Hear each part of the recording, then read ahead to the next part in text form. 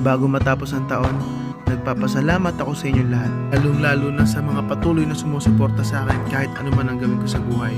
Hindi ko ito magagawa kundi dahil sa inyo. Sobrang naging makulay itong taong to. Sa sobrang dami na naging travel natin ngayong taon, hindi ko magagawa ang lahat ng to nang dahil sa inyo. Lalo na sa mga masugid nating manonood, kahit iilan pa lang tayo, ramdam na ramdam ko ang presensya nyo. Malayo pa pero umuusad na.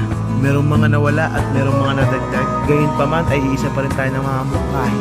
Huwag ma-pressure sa buhay, i-enjoy ang kapaligiran at i-appreciate kung anong meron ka. Magpapatuloy pa rin tayo kahit anong mangyari para pa sa magagawa nating magagandang alaala. Maligayang Pasko pala sa ating lahat at madigong bagong taon.